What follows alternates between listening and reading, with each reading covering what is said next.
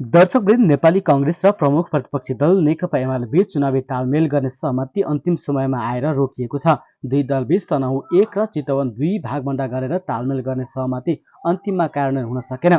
कांग्रेसबाट नेता वीरेन्द्र रिजाल र गोर्खा 1बाट निर्वाचित सांसद राजेन्द्र बजगाई तथा एमालेका तर्फबाट उपाध्यक्ष विष्णु पौडेल र उपमहासचिव विष्णु रिमालले सहमतिको खाका तयार गरेका थिए। त्यसमा कांग्रेस सभापति शेरबहादुर देउवाले हस्ताक्षर पनि गरिसकेका थिए, तर एमाले अध्यक्ष केपी शर्मा ओलीको हस्ताक्षर नहुँदै सहमति रोकिएको हो। सहमतिको प्रयास भएकै हो, एक चरणको प्रगति पनि भएको थियो, तर सहमति भने हुन सकेन। कांग्रेसका एक नेताले भनेका छन्, अब ढिला भइसक्यो, केन्द्रको सहमति जिल्लाको नेताहरूले त मान्लान्, तर मतदाताले मनस्थिति बनाइसकेकाले कार्यान्वयन हुन सक्दैन भन्ने निष्कर्षपछि हस्ताक्षर नभएको हो। ती नेताका अनुसार करिब 1 हप्तादेखि भएको सहमतिको प्रयास सफल हुने आधार बनिसकेको थियो, तर अब कार्यान्वयन हुने सम्भावना कम देखिएकाले हस्ताक्षर नभएको हो। दुई दलबीच चितवन 2 मा एमालेलाई र तनहुँ 1 मा कांग्रेसलाई सघाउने लगभग सहमति भएको थियो। त्यो सहमति भएको भए स्वाभाविक रूपमा बारा 2 मा पनि एमाले प्रति सद्भाव बढ्न सक्थ्यो होला, ती नेताले भने। तर सहमति नै नभएपछि मतदाताको विवेक नै निर्णायक हुने भयो। हामी बीच मैत्रीपूर्ण प्रतिस्पर्धा हुने थियो। छलफलमा सहभागी भएको भनिएका एमालेका उपाध्यक्ष पौडेलले भने हचुवाका हल्ला मात्र आएको दाबी गरे। उनले छलफल नै नभएको विषयमा सहमति भएको हस्ताक्षर नभएको भन्ने कथा बनाइएको जिकिर गरे। हामीबीच त्यस्तो सहमतिको प्रयास नै भएको छैन, नभएको सहमतिमा हस्ताक्षर रोकियो भन्ने कुरा पुष्टि कहाँबाट हुन्छ? प्रति प्रश्न गर्दै पौडेलले भनेका छन्, त्यो हचुवाको हल्ला हो, त्यसमा कुनै पनि सत्यता छैन, त्यसको पछि नलाग्नुहोला। यता बाबुराम र प्रचण्ड बीच सम्बन्ध चिसिएको छ। चुनाव ताका माओवादी केन्द्रका अध्यक्ष पुष्पकमल दाहाल प्रचण्ड र पूर्व प्रधानमन्त्री बाबुराम भट्टराई बीचको गुलबन्दी हेर्न लायक थियो। भट्टराईले प्रचण्डका लागि आफूले जित्दै आएको गोर्खा 2 छोडिदिए। प्रचण्डले पनि भट्टराईले नेतृत्व गरेको नेपाल समाजवादी पार्टीलाई आफ्नो पार्टीको चुनाव चिन्ह दिए। राजनीतिक जीवनको 25 वर्षसँगै रहेका यी दुवै जनाले उत्तरार्धमा फेरि एकै ठाउँ उभिएको उद्घोष त्यति बेला गरेका थिए। पत्रकार माझ प्रचण्डको भनाइ थियो, वामपन्थी आन्दोलनमा बाबुराम र प्रचण्डसँगै उभिने कुराको ठूलो अर्थ र महत्त्व छ। हामी उभ्यौं, अब कसैले रोकेर रोकिँदैन। बाबुरामले पनि ट्विटर मार्फत उसै गरी भनेका थिए। उहाँ प्रचण्डका दिवंगत पिता र हाम्रा सकुशल जीवित पिताको आशीर्वाद लिएर जीवनको अन्तिम कालखण्डमा सहकार्यको नयाँ अध्याय थालनी गरियो। सबैको साथ र सहयोगको अपेक्षा। 4 मङ्सिरको चुनावमा प्रचण्ड गोर्खाबाट निर्वाचित भए, तर चुनाव यता बागमतीमा धेरै पानी बगिरहेको छ। प्रचण्ड तेस्रो पटक देशको कार्यकारी पदमा पुगेका छन्। देशको सर्वोच्च पद राष्ट्रपतिमा नेपाली कांग्रेसका नेता रामचन्द्र पौडेल निर्वाचित भएका छन्। मङ्सिर यता राजनीतिक मात्र होइन, मौसममा पनि फेरबदल आइसकेको छ। वातावरण तातो हुँदै गए पनि प्रचण्ड बाबुराम सम्बन्धमा भने चिसोपन बढ्दै गएको छ। स्वयं बाबुरामले नै त्यसको संकेत गरिसकेका छन्। नयाँ वर्ष 2080 को पूर्व सन्ध्यामा सुदूरपश्चिमको टिकापुरदेखि गुलरिया, नेपालगञ्ज, बुटवल, भैरहवा हुँदै काठमाडौँ फर्कने क्रममा उनले एउटा विषयमा स्पष्टीकरण दिएको र अर्को विषयमा असन्तुष्टि जाहेर गरेको थाहा पाउन सकिन्छ। सबैभन्दा पहिले उनले स्पष्टीकरण दिएको विषयमा चर्चा गरौं। आफ्नो पार्टीका अगुवाई कार्यकर्ताहरूको तस्बिर राख्दै 29 चैतमा भट्टराईले लेखेका छन्, नेसपालाई माओवादीमा विलिन भइसक्यो भन्ने सुनियोजित दुष्प्रचार खण्डन। नेसपालाई आगामी दिनमा भरपद्रो अग्रगामी वैकल्पिक शक्तिको रूपमा विकास गर्ने प्रतिबद्धता। चुनावपछि माओवादी केन्द्र र नेसपा बीच पार्टीकरण हुने भनिएको थियो। भट्टराईको यो अभिव्यक्तिले चुनाव ताकाको त्यो समझदारी भत्किँदै गएको संकेत गरेको छ। अब कुरा गरौं भट्टराईले व्यक्त गरेको असन्तुष्टिको। यो सिधै प्रचण्डसँग लक्षित छ।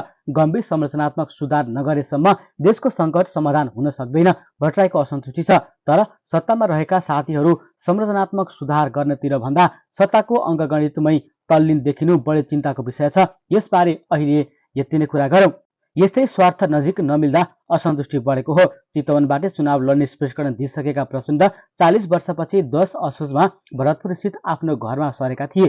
तामझामसहित घर सरेका प्रचण्डले त्यहाँबाट चुनाव लड्दैनन् भन्ने अनुमान कसैले पनि गर्ने अवस्था थिएन। तर अन्तिम समयमा प्रचण्डले चितवन छाडे। उनी गोर्खा खनिए। चितवनबाटै चुनाव लड्ने रवि लामिछानेको तयारी र बागी कांग्रेस र एमाले नेता बीच संवाद भइरहेको सूचना पाएका प्रचण्ड सम्भवतः यस्तो अवस्थामा आफूले चुनाव जित्न कठिन हुने निष्कर्षमा पुगे। उनलाई सुरक्षित क्षेत्र चाहिएको थियो। उता बाबुराम अब चुनाव नलड्ने निचोडमा पहिले नै पुगिसकेका थिए। अघिल्लो चुनावको ऋणले उनमा चुनावप्रति विरक्ति जगाएको थियो। आफू चुनाव लड्ने भन्दा पनि उनी छोरी मनुषी यमी भट्टराईलाई अगाडि बढाउन चाहन्थे। यहाँनिर प्रचण्ड र बाबुराम दुवैको स्वार्थ मिलेको थियो। सुरक्षित क्षेत्रको खोजीमा रहेका प्रचण्डलाई बाबुरामले गोर्खा 2 छाडिदिए। मनुष्यका लागि प्रचण्डले काठमाडौँ 7 को टिकट दिलाए। त्यसमाथि बाबुरामलाई आफूले राष्ट्रपति बनाउन पहल गर्ने आश्वासन दिँदै थिए।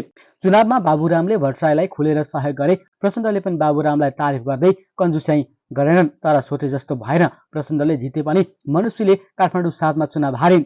उता बाबुरामका लागि राष्ट्रपति कार्यालयको दैलो पनि खुलेन। निकटहरूसँग चुनावका बेला प्रचार प्रसारको आफूलाई रणनीतिक रूपमा प्रयोग गरेर मात्रै गरेको र अहिले व्यवस्था गर्न थालेको भनेर भट्टराईले गुनासो गर्न थालेका छन्।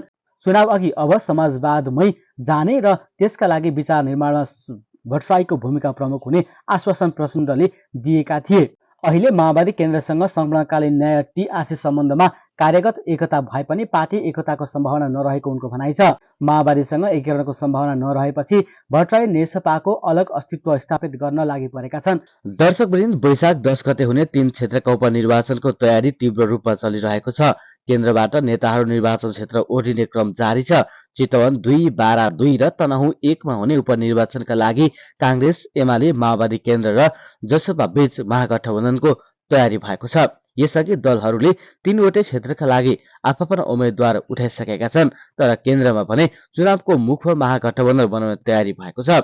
रासपाका उम्मेद्वारहरूलाई रोक्नका लागि नै प्रमुख दलहरूबीच महागठबन्धनको तयारी भएको छ। उच्च स्रोतका अनुसार पछिल्लो समय प्रधानमन्त्री एवं नेकपा माओवादी केन्द्रका अध्यक्ष पुष्पकमल दाहाल प्रचण्ड, कांग्रेस सभापति शेरबहादुर देउवा र एमाले अध्यक्ष केपी शर्मा ओली बीच भएको भेटवार्तामा उपनिर्वाचनको विषयमा पनि छलफल भएको बताइएको छ। सभामुख देवराज घिमिरेको उपस्थितिमा बस्दै आएको 3 दलका शीर्ष नेताहरूको बैठकमा संक्रमणकालीन न्याय टुंग्याउने विषय र संवैधानिक परिषदको बैठक मार्फत प्रधान न्यायाधीशको नियुक्ति गर्ने विषयमा छलफल हुँदै आएको बताइएको छ। तर यसको अलावा शीर्ष 3 नेताहरूबीच वैशाख 10 गतेको उपनिर्वाचनको विषयमा पनि छलफल भएको स्रोतको दाबी छ।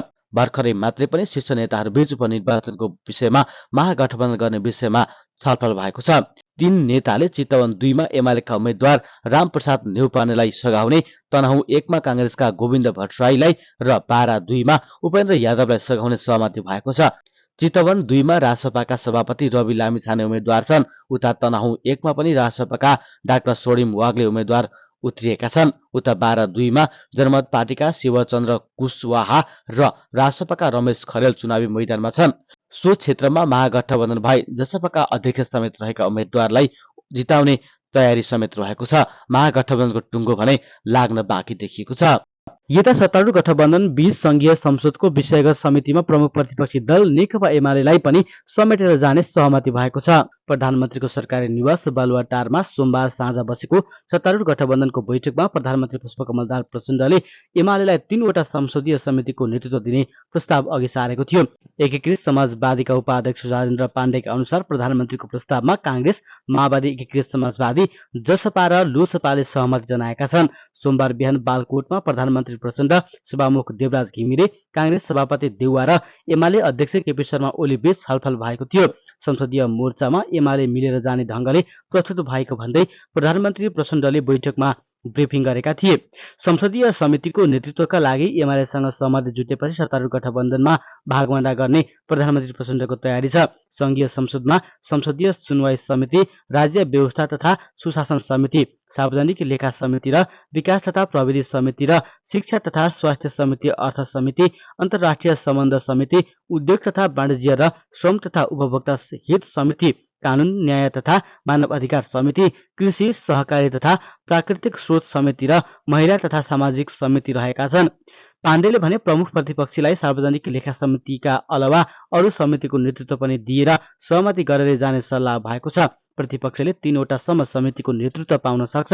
प्रधानमन्त्रीले प्रतिपक्षलाई 3 वटा समितिको नेतृत्व दिने घोषणा पनि गरेको छ। एमालेले संसदीय सुनवाई समिति र लेखा समितिमा मुख्य दावी गरेको पाइएको छ। कांग्रेसले 4, माओवादी केन्द्र, राष्ट्रिय स्वतन्त्र पार्टी, राष्ट्रिय प्रजातन्त्र पार्टी, जसपा र एकीकृत समाजवादीले 1-1 संसदीय समितिको नेतृत्व पाउने सम्भावना छ।